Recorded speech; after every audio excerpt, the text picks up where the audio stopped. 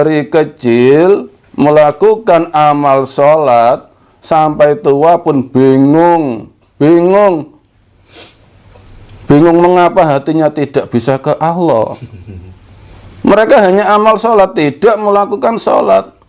Sholat itu percaya dan mempercayakan hidupnya pada Allah, sedangkan mereka hanya menempati amal sholat.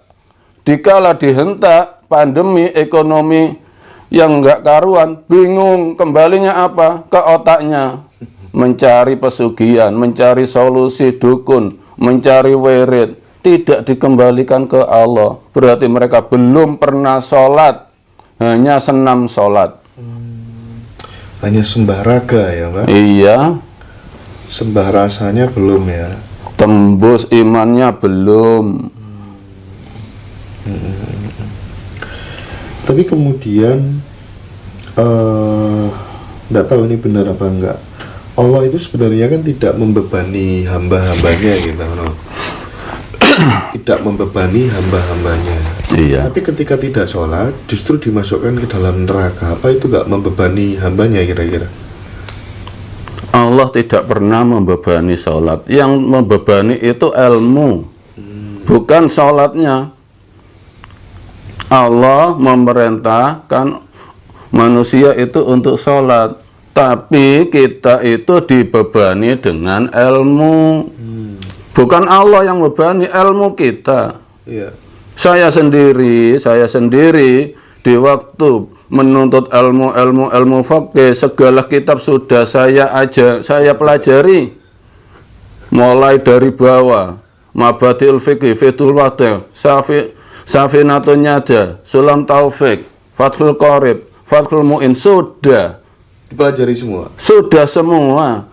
Nah, di situ ini saya pribadi, semakin saya pandai, semakin saya jauh dari Allah.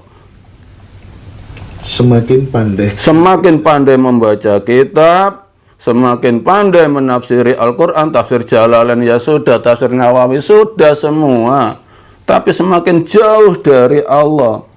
Mengapa? Di saat saya sholat, saya menghadapi problem orang-orang sekitar apapun, saya larinya ke kitab, ke keterangan kitab. Di waktu saya sholat, Allahu Akbar, ingatnya apa? Kata kitab ini, kata imam ini, sesudah takbirul ihram baca Fatihah, sesudah kalau Fatihahnya nggak baik harus dibaik-baikan, sesudah itu rukuk. Sholatnya ingat pada kitab, pada yang menulis, sama sekali tidak ingat Allah. Makanya orang untuk menuju Allah dipersulit dengan ilmu kalau itu beragama. Kalau orang berketuhanan enak, itu meniru Rasulullah. Rasulullah itu sifatnya ummi, bodoh, tidak bisa membaca dan tidak bisa nulis, tapi dia fatona, cerdas. Cerdasnya gimana? Seluruh isi Al-Quran, seluruh hidupnya, mulai diangkat menjadi Rasul sampai wafatnya, hidupnya diserahkan pada Allah. Itulah cerdas, fatona. Bangun tidur, begitu diberikan kesadaran, ya Allah, niat hidupku untuk menjalani takdirmu, ya Allah.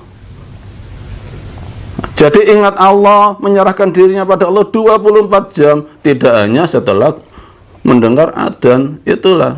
Itu pendapat saya pribadi. Semakin saya pandai, semakin jauh dari Allah. Setiap saya mendengarkan orang yang ilmunya, ngajinya di bawah saya selalu meremehkan. Allah ngajimu sakmono. Di saat ada orang berdoa, nafsu sorobnya keliru, untuk jamak kok dipakai mufrad, Allah goblok. Semakin jauh saya dari Allah. Jujur saya itu begitu dulu. Tajwidnya salah. Lihat orang mendengar orang tadarus panjang pendeknya salah, wah goblok. Selalu saya merasa pandai. Makanya saya berpendapat pada diri saya sendiri, semakin saya pandai semakin jauh dari Allah. Bahkan saya sering diundang Baksul Masail waktu dulu, adu kitab, adu pandai. Sering ya Pak? Ya sering. Disitulah kalau ilmu, di atas ilmu ada ilmu, di atas ilmu ada ilmu, di atas ilmu terus, nggak ada habisnya, geger terus. Kalau bertuhan bertempat pada ilmu, tidak pada fatonahnya, cerdasnya. Kalau cerdas, puncak dari manusia adalah wa ma khalaqtul jinna wal insa illa liya'budun, untuk menyembah Allah. Sesudah menyembah Allah, menyembah apa lagi? Ya sudah habis, itulah tujuan kita hidup. Bukan untuk pandai-pandaian, tapi untuk menyembah Allah. Kalau sudah menyembah Allah, ya mana beban dari Allah? Serahkan hidupmu, cukup kok. Allah tidak membebani dalam sholat. Yang terbebani itu orang yang melakukan amal sholat. Jadi harus, kalau masuk Islam harus hafal caranya wudhu, harus hafal caranya sholat, bacaannya, batalnya itu loh nggak ada. Kita itu dipersulit dengan racun-racun yang begitu itu. Kalau memang kita kembali ke Al-Quran, yakin nikmat menuju Allah, tidak ada beban. Yang membebani itu ucapan-ucapan kitab, ucapan-ucapan orang-orang yang membawa pandainya sendiri-sendiri.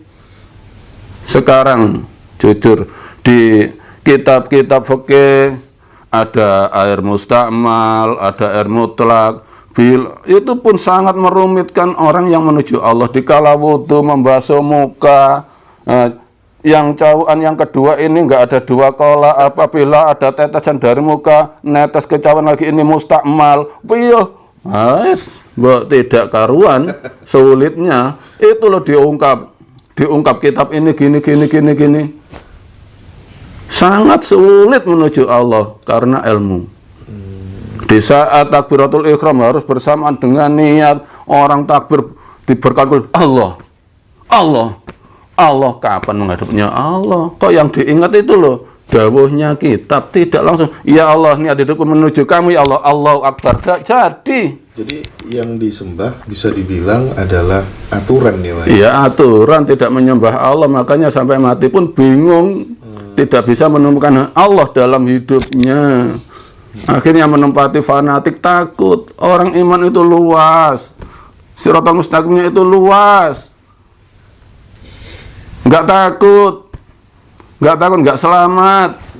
Yang penting serahkan hidupmu ke Allah. Yang sempit itu Shiratal Mustaqimnya orang pandai. Gini takut dosa, gini dosa. Hidup aja di gua. Nikmatilah dunia. Iya. Oke, sekarang saya lanjutkan gini. Saya ingin tahu proses awal mula turunnya perintah sholat itu, kalau nggak salah kan Isra Mi'raj ya Mbah ya. Iya. Isra Mi'raj. Nah, sementara ada orang memahami, ada yang dipahami bahwa Isra Mi'raj itu adalah perjalanan lintas dimensi yang dilakukan oleh Rasulullah ketika dia diam. Ya kan? Cuman ada juga yang beranggapan terjadi secara fisikal, Rasulullah naik buraq meluncur ke atas kayak Dragon Ball gitu, naik awan kinton ya kan, seperti di film-film waktu saya kecil dulu. Nah, kalau Mbah No melihat dan memahami tesis itu kira-kira seperti apa Mbah No? Hakikat Isra Mi'raj. Makanya Al-Quran itu jangan di otak, resapi dengan iman, resapi dengan hati dan iman. Jadikan Isra Mi'raj itu kelakuan, bukan dongeng. Surat Al-Isra hanya menyebutkan Subhanalladzi asra bi 'abdihi lailam minal masjidil haram ilal masjidil aqsa barakna haulahu linuriyahu min ayatina. Di situ tidak ada dalam Al-Quran kalau Rasulullah di waktu Isra Mi'raj itu menerima 5 waktu, harus mondar-mandir, awalnya 100, itu kitab dardir. Cerita kitab dardir dalam Al-Quran nggak ada. Nah, di situ kalau di otak ada yang bilang dengan naik buraq secara fisik, ada yang secara duduk. Kalau saya pribadi, Rasulullah itu Allah yang menjalankan, bukan jasadnya.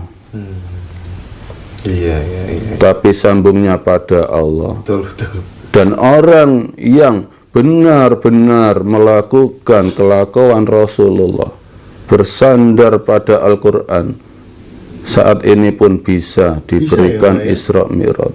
Demi Allah bisa. Semua orang bisa mengalami fase Isra Mi'raj dalam dirinya sendiri, dengan catatan hatinya benar-benar sambung sama Allah langsung ya. Iya, demi Allah bisa. Bisa dibuktikan. Saya pun bisa menuntun orang untuk Isra Mi'raj, masuk ke alam malakut, masuk ke Lauhul Mahfuz. Itu hal biasa untuk orang yang memang dekat dengan Allah. Itu bukan hal yang luar biasa. Sudah biasa kalau hidupnya diserahkan pada Allah. Bukan sesuatu hal yang mustahil untuk dilakukan. Bukan hal yang aneh, itu biasa. Tadi Mbah mau menyebut tentang alam malakut. Ada yang namanya alam nasut, alam malakut, alam jabarut, alam lahut. Itu sebenarnya pengertiannya apa sih, Mbak? Ya memang kalau masuk ke alam malakut memang ya berjumpa dengan para malaikat yang semuanya sujud. Malaikat ya yang saya ketahui ada kalanya semua itu sujud. Dikala mereka dikunjungi oleh orang-orang yang memang benar-benar menuju Allah, mereka semua bangun dan memberikan salam. Itu perjalanan pribadi. Jadi sayang ya, kalau memang percaya silahkan, nggak percaya silahkan. Tadi yang untuk alam nasut, alam jabarut, alam lahut, itu kira-kira bagaimana itu, Wano? Itu saya nggak tahu, cuma dalam hati ya Allah, perjalankan saya ke alam malakut, Allah pun menjalankan. Dan alam-alam yang Mas Hendra sebut tadi, saya nggak pernah minta ke Allah ke situ. Iya. Seperti itu kan tergantung apa permintaan kita. Iya. Ya. Kemudian ini Wano, apa itu namanya? Saya terkadang berpikir keras. Kenapa ya Tuhan kok menurunkan nabi-nabi itu di tanah Arab ya, kok nggak diturunkan di tanah Jawa begitu? Kemudian muncul spekulasi jangan-jangan karena yang di sana tuh rusak semua, sementara orang Jawa udah baik-baik. Itu gimana kalau Mbah No menangkapnya? Kalau Allah menurunkan orang-orang Rasul-Rasul itu di Arab, itu ya mungkin di waktu itu di Jawa masih belum ada, belum seberapa ada manusianya dan masih berbentuk rimba. Dari awal Nabi Adam oleh Allah dipertemukan di tanah Arab, otomatis perkembangan manusia pertama kali ya di tanah Arab. Yang keluar dari tanah Arab itu ada masih primitif. Yang sudah bisa berakal dan berotak itu yang belum keluar dari tanah Arab. Jadi Allah menunjuk Rasul-Rasul di tanah Arab karena di situ mayoritas penduduknya sudah berakal, bisa beradaptasi dan bisa memikirkan iman dan tidaknya.